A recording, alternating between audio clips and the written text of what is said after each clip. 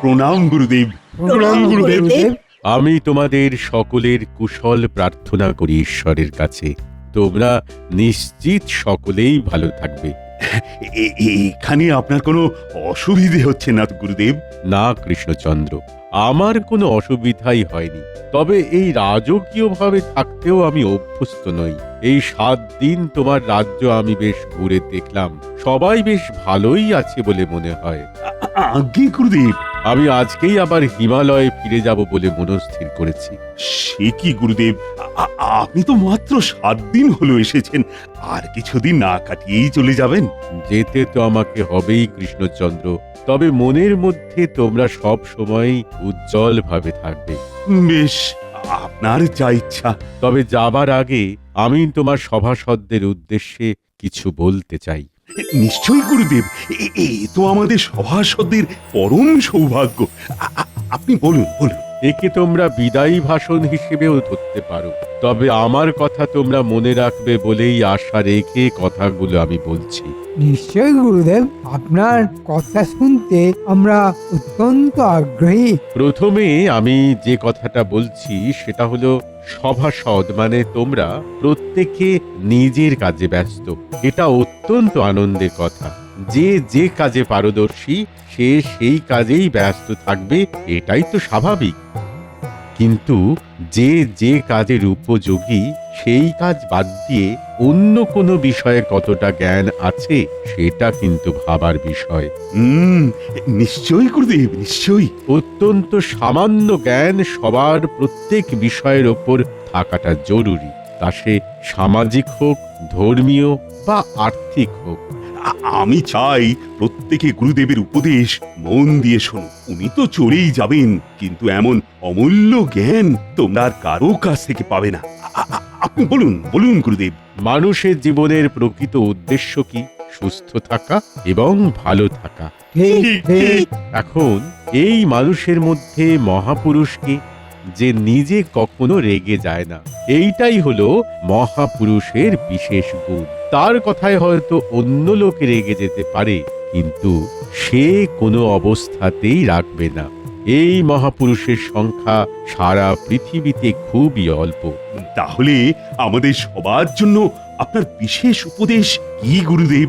এটাই আমার উপদেশ, তোমরা কোনো অবস্থাতেই যেন কেউ রেগে না যাও। যত কঠিন পরিস্থিতি আসুক না কেন, ঠান্ডা মাথায় শান্তভাবে নিজের কাজ সমাধান করতে হবে। এটাই আমার আজকের বাণী। এখন আমি হিমালয়ে চলে যাচ্ছি। তোমরা সকলে ভালো থেকো।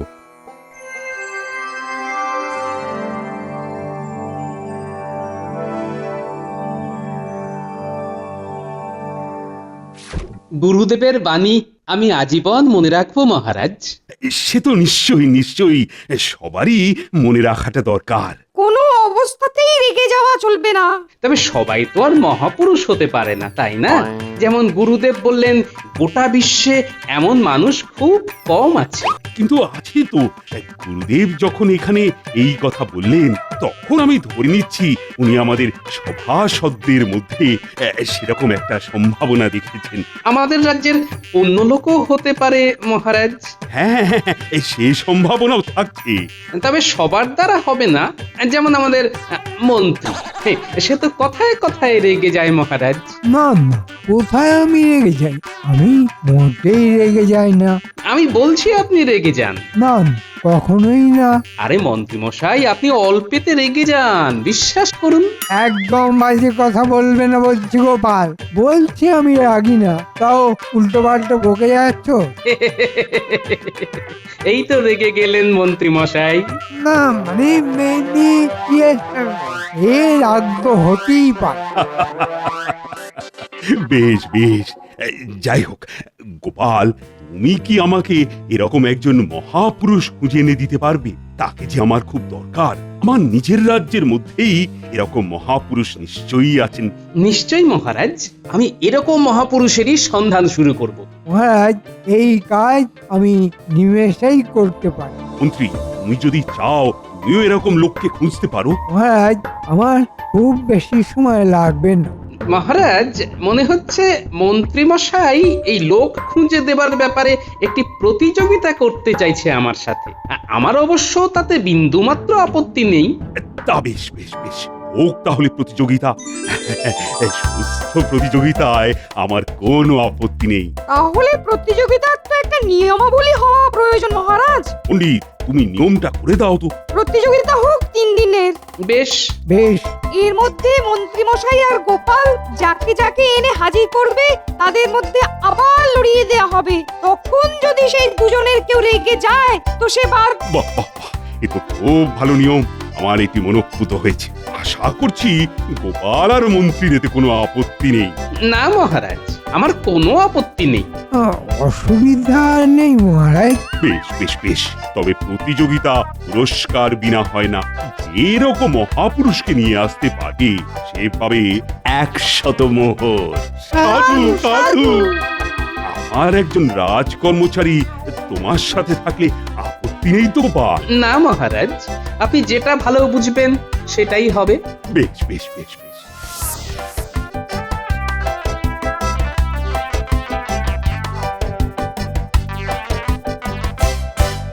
বুঝলে ভায়া, তোমার আজকের কাজ বড়ই করুণ। তুমি শুধু দেখবে লোকজনকে আমি রাগিয়ে দিচ্ছি আর লোকজন আমার উপর ক্ষেপে যাচ্ছে। তবে ক্ষেপে যদি আমাকে মারতে আসে তবে তুমি একটু সামলে নিও। হ্যাঁ, যদিও মনে হয় না অতটা কিছু হবে। তা কোন দিকে যাবেন কিছু ঠিক করেছেন? চলো ভায়া, ওই বাজারের দিকেই যাওয়া যাক। ওখানে একসাথে অনেক পেয়ে যাব, বুঝলে। ঠিক, চলুন তাহলে।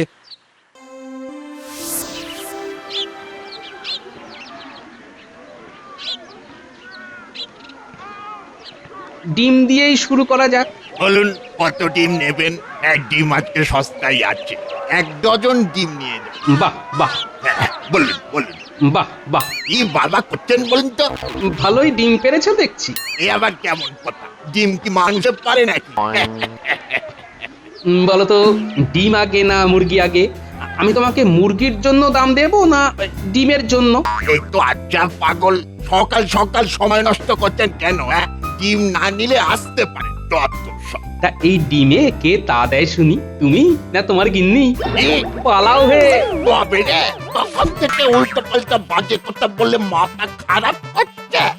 গেল গেল আমার ডিম গেল, সব নাশ করে দিল।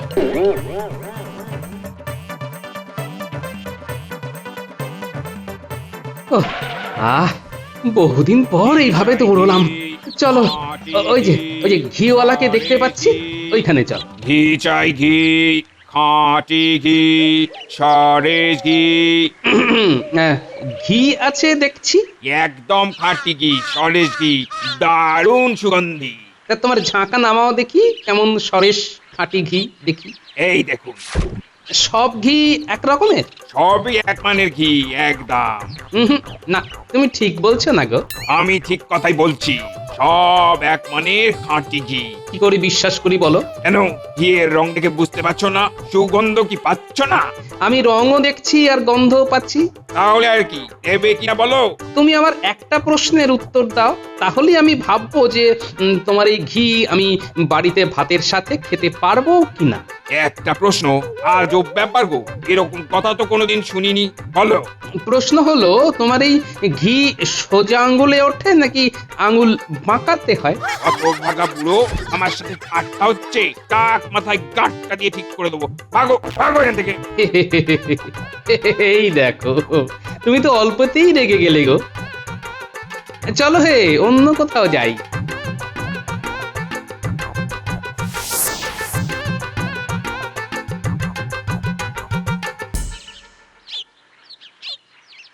বলো গোপাল, এখন এইভাবে পথ আটকালে যে, যা বলার চট করে বলো। আমার আবার নিত্য পুজোর ব্যাপার আছে, বুঝোই তো। জানি জানি, ওই নিত্য পুজো করে ভালোই উপরি কামাই আছে আপনার, সব জানি। ছি ছি ছি ছি, তুমি দক্ষিণাকে কামাই ভাবছো? হায় ভগবান! আপনি নিত্য পূজা জানেন? কি বলতে চাইছো গোপাল? আমি জানি না তো কি তুমি জানবে? ছোটবেলা থেকে বাবার হাত ধরে নিত্য পূজায় অংশগ্রহণ করতাম। ছাড়ো সেসব কথা। হ্যাঁ, ছোটবেলার কথা তো, তাই মনে হয় ভুলে গেছেন। আপনি ওই শ্যামাপদ আর তুলসীর বিয়েতে শ্রাদ্ধের মন্ত্র বলেছিলেন না? হ্যাঁ হ্যাঁ, ঠিকই বলছি। ওই বিয়ের আসরে আপনার শ্রাদ্ধের মন্ত্র বলাতে বিয়েটাই ওদের এখন ভেঙে যাওয়ার উপক্রম।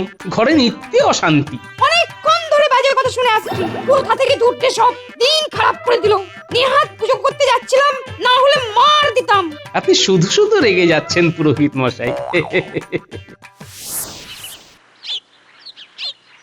আরে ওই দোকানি তো ধূপ বিক্রেতা, ওর কাছেই যাওয়া যাক, চলো। ছ্যা ছ্যা ছ্যা ছ্যা, ইস কি বিশ্রী গন্ধ গো। এই দোকানের সামনে দিয়ে হাঁটার উপায় আছে? হ্যাঁ, কেন কিসের গন্ধ? এখানে ধূপের সুগন্ধ পাওয়া যায়। হ্যাঁ, সুগন্ধ না ছাই। তোমার ধূপকাঠিতে গোবর মেশানো হয়, আর সেই গোবর মেশানো গন্ধে প্রতিবেশীরা বাড়ি ছেড়ে পালিয়ে যায়, মরা অব্দি উঠে জেগে বসে। তবে রে, চিৎকার করে বাজে কথা বলে আমার ব্যবসা নষ্ট করা? দেখাচ্ছি দেখাচ্ছি এখনই।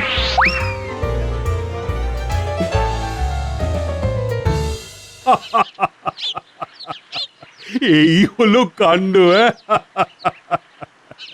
বেশ বেশ, তোমার মুখে আমি সব শুনলাম, আর শুনে যা বুঝলাম তাতে আজকে গোপাল একাই ঘুরুক। মনে হচ্ছে ও আর সেরকম কাউকে খুঁজেই পাবে না। দেখা যাক দেখা যাক। মহারাজ, আমাকে তাহলে আজ্ঞা দিন। হ্যাঁ, তুমি এখন আসতে পারো। এমন কি আছে যে রাগ করবে না? হ্যাঁ, এরকম মানুষ কি আদৌ আছে নাকি?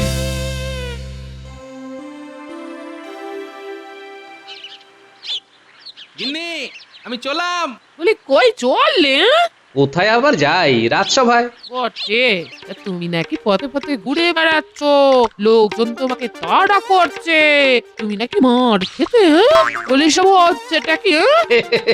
কে বলেছে? হ্যাঁ, মানে কে দেখেছে? পুটির মা দেখেছে। দূর, কি দেখতে, কি দেখেছে? বটে বটে, বলি কিছু একটা হয়েছে, তুমি বলছো না? আমি আসলে বুঝলে একজনকে খুঁজে বেড়াচ্ছি। খুঁজে বেড়াচ্ছ?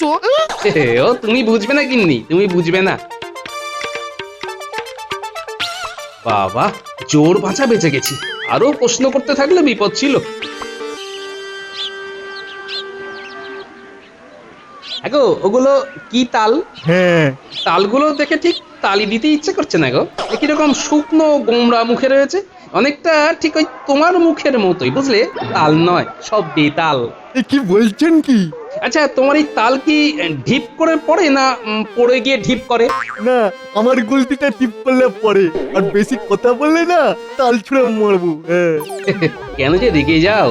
কত ভালো করে কথা বললাম গো। ওহো, সে ছিল তালওয়ালা, আর এ হলো তিলওয়ালা।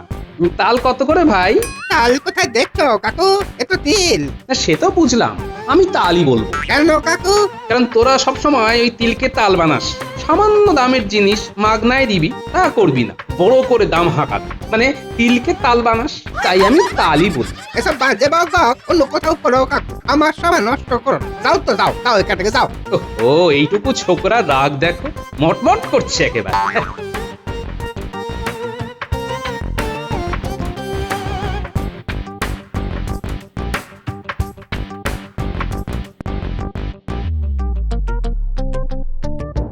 কি ব্যাপার গোপাল, তুমি এইখানে ঘুরে বেড়াচ্ছ যে?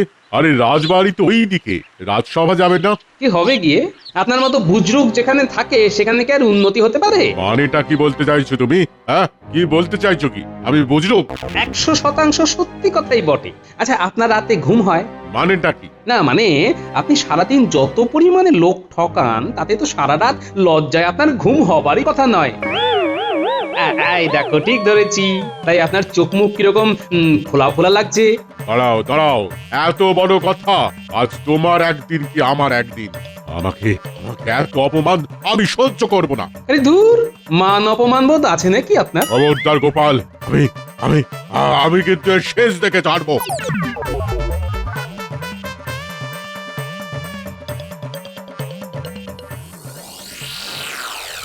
এখন মহারাজ, আমি এই দুদিনে একজনকেও খুঁজে পেলাম না যে না রেগে থাকতে পারে।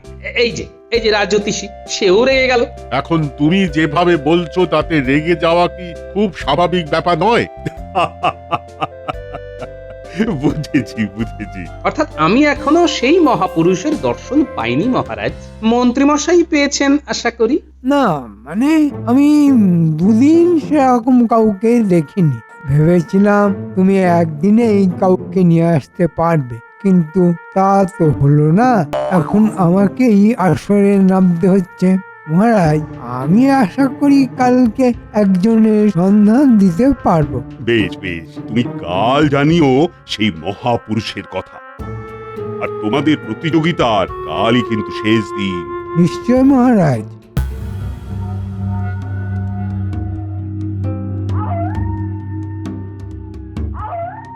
ভোলা, দরজা খোলো। কে কে এত রাতে?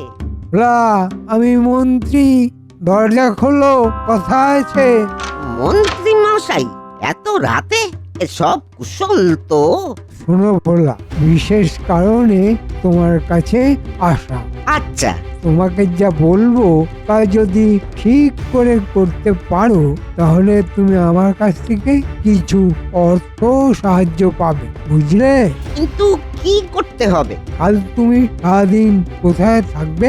আমি ময়রা, আর কোথায় বা থাকবো? তুমি সারাদিন দোকানেই থাকবে। তোমার কাজ একটাই, তোমার সাথে কাল যা খুশি হোক তুমি কোনো অবস্থাতেই রেগে যাবে না। এ আবার কেমন ধারা কাজ মন্ত্রী মশাই? হ্যাঁ, এটাই কাজ। মনে থাকে যেন রেগে যাওয়া চলবে না। সবার সাথে ভালোভাবে কথা বলবে, যে যাই বলুক তুমি রেগে যাবে না, ঠিক আছে? এ আর এমন কি কঠিন কাজ? বেশ বেশ, ওই কাল আমি কিছুতেই রাগ করবো না। হুম।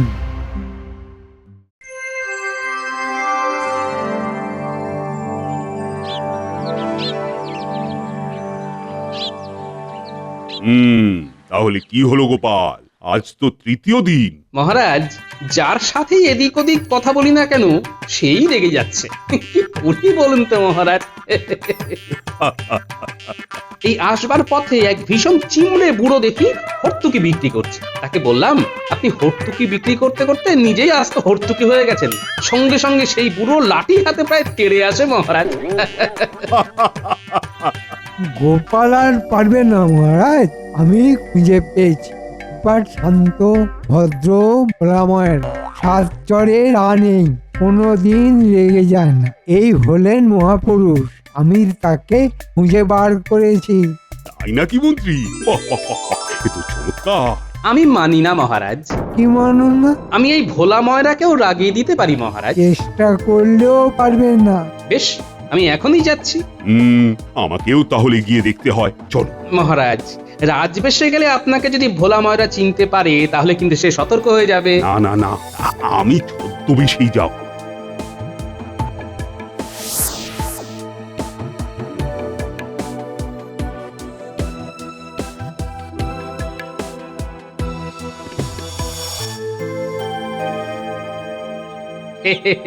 কেমন আছো মহাপুরুষ ভোলা? মিষ্টি খাবেন তো? একটা কাজ করো, তুমি আমাকে 10টা রসগোল্লা দাও।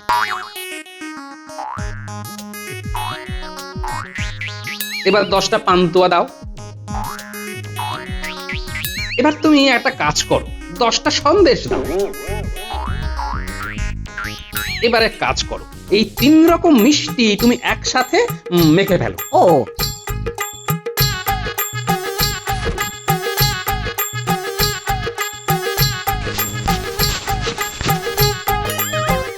এবারে এই মাখা দিয়ে তুমি 30খানা মিষ্টি বানাও। বেশ।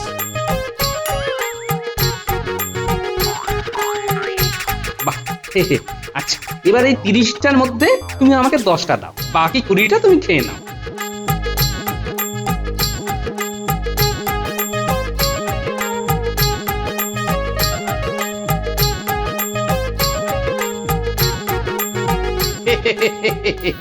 এবার তুমি বলো, তুমি কত টাকার মিষ্টি খেলে? তার থেকে আমাকে যত টাকার মিষ্টি দিয়েছো সেটা বিয়োগ করলে কত টাকা দাঁড়াবে? দূর, কি ভেবেছো কি তুমি? যা খুশি তাই আমাকে দিয়ে করাবে? দেখেছেন তো মহারাজ, আমি ভোলাকেও রাগিয়ে দিতে পারলাম।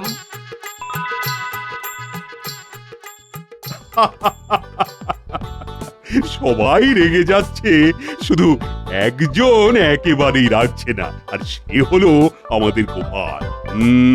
আমি লক্ষ্য করে দেখেছি যে গোপালের কোনো রাগ নেই, সে অন্যকে রাগাচ্ছে কিন্তু নিজে একেবারেই রাগছে না। তাই গোপালই হলো সেই মহাপুরুষ। না না না না, আমার আর অন্য কোথাও খোঁজবার দরকার নেই, গোপালই পুরস্কার পাচ্ছে। সাধু সাধু। সে কি করে হয় মহারাজ? গোপালের রাগ নেই? আমি তো এক্ষুনি গোপালকে রাগিয়ে দিতে পারি। তাই নাকি?